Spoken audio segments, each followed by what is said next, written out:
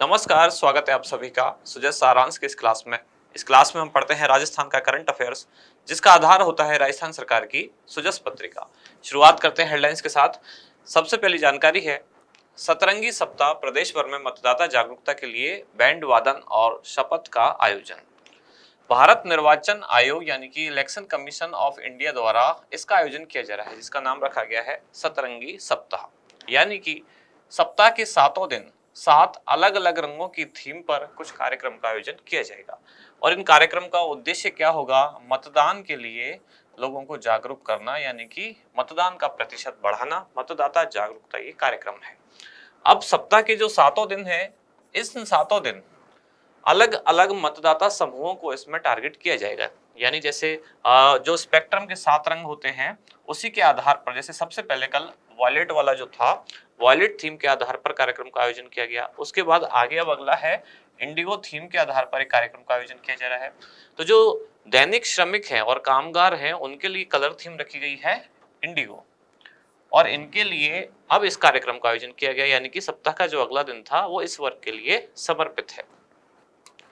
देखते हैं आगे इसमें यहाँ क्या क्या हुआ है और क्या क्या जानकारी है। 12 जहां 25 नवंबर को श्रमिकों के लिए अवकाश रखा गया है मतदान के लिए। करौली कामगारों को भयमुक्त और बिना लालच के मतदान करने की शपथ दिलाई। इसके बाद यही सारी जानकारियां हैं जहां मतदान का महत्व बताया गया है और मतदान जागरूकता के लिए लोगों को रैली निकाली गई है या अलग अलग कार्यक्रम का आयोजन किया जा रहा है। ये सतरंगी सप्ताह जहां अंगुली पर निशान राष्ट्र के नाम, इस थीम के साथ जो दैनिक श्रमिक हैं, कामगार हैं, उनके लिए या उनको प्रमोट करने, उनको मतदान के लिए प्रमोट करने के लिए इस कार्यक्रम का आयोजन किया गया है। इसकी कलर थीम क्या थी? तो वो थी इंडिगो। बूथ पर जाने में असमर्थ बुजुर्गों ने घर से वोट डाला। राजस्थान विधानसभा चुनाव में जो पहली बार होम वोटिंग की सुविधा दी जा रही है, कब से कब तक है ये? 15 से लेकर 19 नवंबर तक होम वोटिंग की सुविधा दी जा रही है। होम वोटिंग के लिए 3 तरह के लोग पात्र होंगे, या तो 80 वर्ष से अधिक आयु के वरिष्ठ नागरिक, या फिर जो कोविड ग्रसित व्यक्ति हैं वो, या फिर 40% से अधिक जो दिव्यांग श्रेणी के नागरिक हैं। ये तीनों ही इस कैटेगरी में पात्र होंगे और इसके बाद ये सुविधा इनको विकल्प के तौर पर दी जाएगी। यानी इनके पास ये विकल्प है कि चाहे तो ये सुविधा चयनित करें या चाहे तो उसको चयन ना करें। इसके बाद आगे है, मतदान केंद्र पर कला, संस्कृति और पर्यावरण प्रेम की झलक दिखेगी। उदयपुर जहां हर विधानसभा क्षेत्र में स्थानीय पर्यटन स्थल की थीम पर आधारित मतदान केंद्र बनाए जाएंगे। जैसे इको फ्रेंडली पोलिंग बूथ हुआ, पहले 5 मतदाता पौधारोपण करेंगे, त्रिस्तरीय इसमें वार रूम स्थापित होगा, बूथ पर मतदाताओं के लिए व्यवस्था की जाएगी। सवाई माधोपुर जहां निर्वाचन कार्यों में नियुक्त कार्मिकों ने पोस्टल बैलेट से मतदान किया। अच्छा, जो होम वोटिंग की सुविधा है उसमें भी मतदान किस तरह से हो रहा है? वो भी बैलेट पेपर के माध्यम से किया जा रहा है, यानी कि उसमें ईवीएम मशीन का प्रयोग नहीं हो रहा है। 30 नवंबर तक एग्जिट पोल पर भी प्रतिबंध लगा दिया गया है। इस जानकारी को पहले भी एक बार पढ़ चुके हैं। और बांसवाड़ा जहां जिला निर्वाचन अधिकारी ने वोट डाला और मतदान के लिए आम नागरिकों को भी प्रमोट किया है। हमारा इंडेक्स आज क्या रहेगा? 3 मुख्य जानकारियां हैं। सबसे पहले तो सतरंगी सप्ताह, जिसमें आज दूसरे दिन, अगले दिन क्या कार्यक्रम आयोजित हुआ? अंगुली पर निशान राष्ट्र के नाम, दैनिक श्रमिक और कामगारों को टारगेट करते हुए इस कार्यक्रम का आयोजन किया गया। आवश्यक सेवाओं में नियोजित जो मतदाता हैं उनको डाक मतपत्र से वोटिंग की सुविधा दी जाएगी और एग्जिट और ओपिनियन पोल पर प्रतिबंध लगा दिया गया है। सबसे पहले सतरंगी सप्ताह, तो भारत निर्वाचन आयोग द्वारा इस कार्यक्रम का आयोजन किया जा रहा है। और अब सप्ताह का दूसरा दिन, कार्यक्रम ये कब से शुरू हुआ था? 16 नवंबर से शुरू हुआ था। 16 नवंबर को कार्यक्रम का पहला दिन था और कार्यक्रम की कलर थीम क्या थी पहले दिन? तो वो था वायलेट कलर। और ये कार्यक्रम किनके लिए समर्पित था? तो राजस्थान के जो घुमक्कड़ और आदिम जनजाति जो समूह है उनको लक्षित किया गया था। कब? कार्यक्रम के पहले दिन, यानी वॉयलेट कलर थीम के साथ 16 नवंबर को कार्यक्रम शुरू हुआ। अब दूसरे दिन यानी कि 17 नवंबर को अगला जो लक्षित समूह है वो कौन है? ये है दैनिक श्रमिक और कामगार जो काम करते हैं प्रतिदिन मजदूरी के आधार पर, उनको टारगेट करके अब अगले दिन कार्यक्रम का आयोजन किया गया है। तो सतरंगी सप्ताह के दूसरे दिन इस कार्यक्रम का आयोजन किया गया है, जिसमें लक्षित वर्ग कौन सा है? कामगार और दैनिक श्रमिक।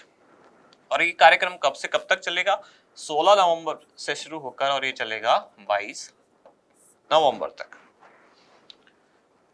अब इसमें क्या क्या है डिटेल में हम यहाँ पढ़ने वाले हैं इसको। इस दौरान सप्ताह के 7 दिन 7 अलग अलग रंगों की थीम पर विभिन्न कार्यक्रम का आयोजन किया जाएगा। 16 से लेकर 22 नवंबर तक ये कार्यक्रम संचालित होंगे।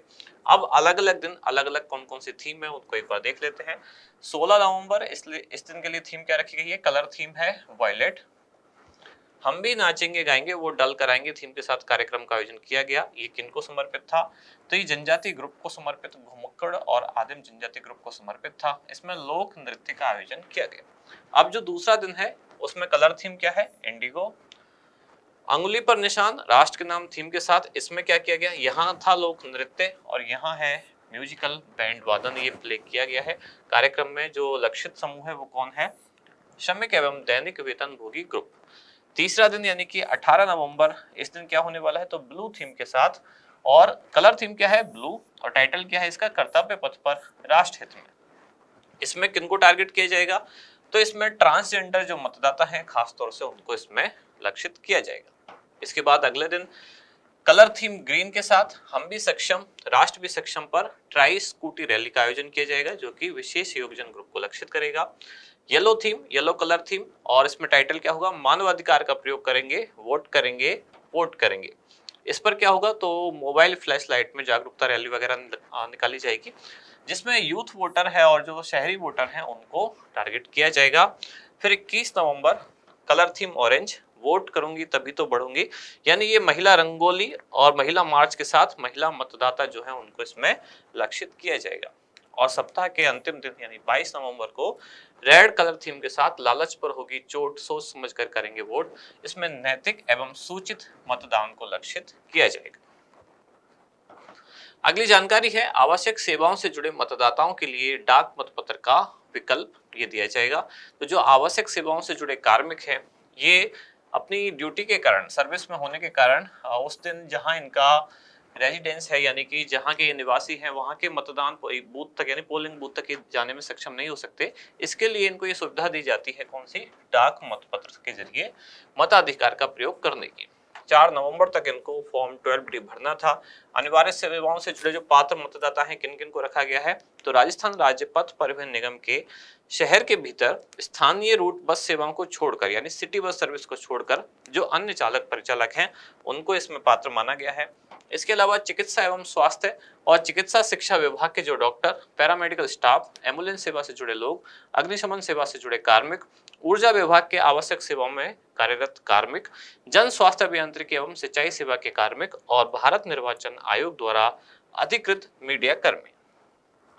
इसके बाद है राजस्थान राज्य दुग्ध संघ एवं दुग्ध सहकारी समिति के दुग्ध आपूर्ति सेवा में लगे लोग और जयपुर मेट्रो के अधिकारी कर्मचारी, ये सभी वो कर्मचारी हैं या कार्मिक हैं जिनको डाक मतपत्र के जरिए वोट डालने की सुविधा दी जा रही है। इसके बाद अगली जानकारी है एग्जिट और ओपिनियन पोल पर प्रतिबंध लग चुका है। तो ये निर्वाचन आयोग का एक तरह का पहले से ही प्री डिसाइडेड चीजें होती हैं कि चुनाव से कुछ समय पहले इन पर रोक लगा दी जाती है ताकि चुनाव को प्रभावित ना किया जाए, यानी गलत तरीके से उसको प्रभावित ना किया जाए, इसके लिए इन पर रोक लगा दी जाती है। तो भारत निर्वाचन आयोग ने 7 नवंबर को सुबह 7 बजे से लेकर और 30 नवंबर की शाम 6:30 बजे तक के लिए एग्जिट पोल पर रोक लगा दी है। इस दौरान राजस्थान, छत्तीसगढ़, मध्य प्रदेश, मिजोरम यानी राजस्थान के साथ साथ जिन राज्यों में चुनाव हो रहे हैं वहां भी इन पर रोक लगा दी गई है। मतदान से 48 घंटे पहले ओपिनियन पोल और अन्य पोल सर्वे के प्रसारण पर भी प्रतिबंध रहेगा। और ऐसा निर्वाचन आयोग ने किस कानून के तहत किया है, जन प्रतिनिधि कानून 1951 की धारा 126A की उपधारा 1 के तहत इस अपनी शक्ति का इस्तेमाल किया है। आज का अभ्यास प्रश्न क्या है, सतरंगी सप्ताह के तहत अंगुली पर निशान, ये मिसप्रिंट है, अंगुली पर निशान राष्ट्र के नाम थीम के साथ आयोजित कार्यक्रम के तहत निम्नलिखित में से किस मतदाता वर्ग को लक्षित किया जाएगा। तो जैसा हमने देखा सतरंगी सप्ताह में जो सप्ताह के 7 अलग अलग दिन हैं उन 7 अलग अलग दिनों में अलग अलग कलर थीम के साथ अलग अलग मतदाता समूह को टारगेट किया जाएगा। आपसे ये पूछा गया है जो इसका सप्ताह का दूसरा दिन था जिसकी थीम थी अंगुली पर निशान राष्ट्र के नाम, कलर थीम इस दिन क्या थी वो भी आप बताएं कमेंट्स में। और आपसे पूछा गया है किस ग्रुप को टारगेट किया गया है। ऑप्शन ए है ट्रांसजेंडर मतदाता, बी घुमंतु तथा आदिम जनजाति मतदाता, सी कामगार तथा दैनिक श्रमिक मतदाता, या फिर डी विशेष योग्यजन मतदाता। चारों में से कौन सा ऑप्शन सही है ये आप बताएं कमेंट्स में। आप मिलते हैं कल अगली न्यूज के साथ अगली क्लास में। धन्यवाद।